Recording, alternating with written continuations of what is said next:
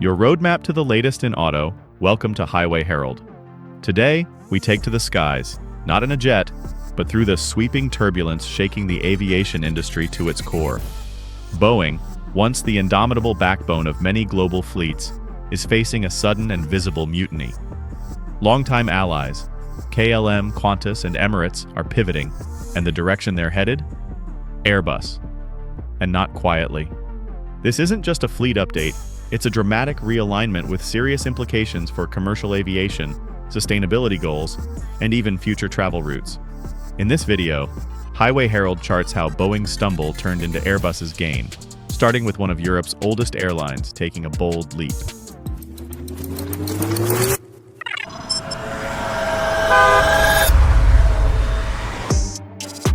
Number 4. KLM cuts loose. A legacy jetliner embraces Airbus evolution. For more than a century, KLM Royal Dutch Airlines was virtually synonymous with Boeing. By late 2024, a remarkable 84% of its fleet consisted of Boeing aircraft, from the workhorse 737s to the legendary 747s. But age was catching up. Many of these planes were nearing 20 years in service, becoming increasingly expensive to maintain, less fuel efficient, and misaligned with Europe's stringent environmental regulations. Rather than doubling down on Boeing's 737 MAX line, as many expected, KLM made a bold move, ordering 134 Airbus aircraft, including A320neo and A321neo narrowbodies, and the wide-body A350. This wasn't just a refresh, it was a strategic overhaul. Why Airbus?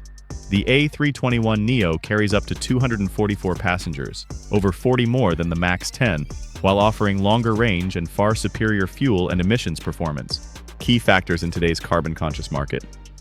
The A350 directly challenges Boeing's 787 and 777, and unlike the delayed US models, Airbus delivers on time. KLM's decision sends a clear message. In an era defined by safety concerns, supply chain woes, and green mandates, reliability outweighs tradition. This pivot to Airbus isn't just about planes. It's about preparing for a future where performance and sustainability are non-negotiable. But KLM isn't the only airline redefining its identity. On the other side of the globe, Qantas is plotting a course toward long-haul innovation. Number 3. Qantas charts new horizons. Airbus powers Project Sunrise. Australia's Qantas is redefining its legacy, this time from the Southern Hemisphere. Once a Boeing stronghold, Qantas began pivoting in 2021 with a decisive order. 20 Airbus A321XLRs and 20 A220-300s, plus options for nearly 100 more. The mission? Retire aging 737s and 717s while boosting efficiency and expanding reach across the Asia-Pacific. The A321XLR stands out with a range of 8,700 kilometers, roughly 3,000 kilometers farther than its closest Boeing competitor. That extra reach opens up direct routes previously off-limits without wide-body aircraft. Combine that with 30% better fuel efficiency, and Qantas found its next-gen workhorse. But the seismic shift came in 2022 when Qantas selected the Airbus A350-1000 for its ambitious Project Sunrise, non-stop flights from Sydney to New York or London, lasting up to 19 hours. Boeing's proposed 777X was stalled in certification limbo, while Airbus had a proven aircraft that delivered on range, comfort, and emissions goals. Though delays have pushed the A350-1000's delivery to late 2026, Qantas is charging ahead. It's already collaborating with scientists to design wellness zones, ergonomic seating, and anti-jet lag lighting. In shedding its Boeing-heavy heritage, Qantas is signaling a bold future, one where ultra-long-haul flying isn't just about distance, but about redefining the passenger experience. Before we delve deeper, we'd appreciate it if you could subscribe to Highway Herald. Your support fuels our mission to bring you the latest in aviation, auto, and innovation. Now let's turn to the Middle East, where even Boeing's strongest customer is spreading its wings in a new direction. Number 2. Emirates takes flight in a new direction. Airbus in, certainty up. For years, Emirates stood as Boeing's prized partner, a flagship customer with one of the largest fleets of 777s in the world, dominating long-haul skies with confidence. But that relationship hit turbulence in 2019. At the Dubai Air Show, Emirates made headlines by ordering 50 Airbus A350-900s, signaling a strategic shift toward flexibility, modernity, and forward compatibility. By 2023, the order had grown to 65 A350-900s, with the airline expressing interest in the larger A350-1000, a direct shot at Boeing's delayed and troubled 777X program. Plagued by redesigns and slow certifications, the 777X couldn't compete with Airbus's ready-to-fly, emissions-compliant aircraft. Emirates had a decision to make, and it chose action. While CEO Sir Tim Clark maintains cautious optimism about eventual 777X deliveries, likely pushed to 2026 or 2027, the original 2025 target is long gone.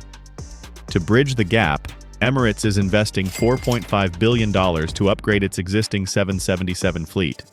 And the A350 isn't just on time, it's lighter, quieter, more fuel-efficient, and ideal for Emirates' belly freight model. Clark has called out both OEMs for delays but acknowledged Airbus's tangible progress. When even Boeing's most loyal allies start hedging bets, it's no longer symbolic. Emirates isn't abandoning Boeing, it's preparing for the future. And now, from global pivots to internal reckoning, let's examine the company at the center of the storm: Boeing itself. Number 1. Boeing under pressure, a crisis of trust and culture. The turbulence at Boeing didn't start in the boardroom, it started in the sky. The tragic 737 MAX crashes in 2018 and 2019 peeled back the curtain on a disturbing corporate culture. One where deadlines trumped safety, regulators were too cozy, and critical systems went under-scrutinized. The grounding of the MAX was only the beginning.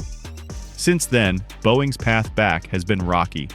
The 737 MAX 7 and MAX 10 are still waiting on certification, while the much-anticipated 777X continues to stall, plagued by design flaws in engine thrust links, late-stage structural issues, and growing distrust.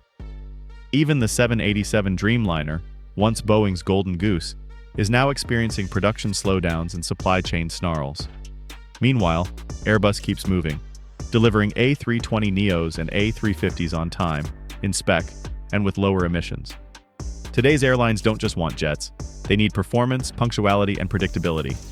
With green regulations tightening and carbon taxes looming, old habits won't fly anymore. Tim Clark's recent message to OEMs was loud and clear. You are the supply chain.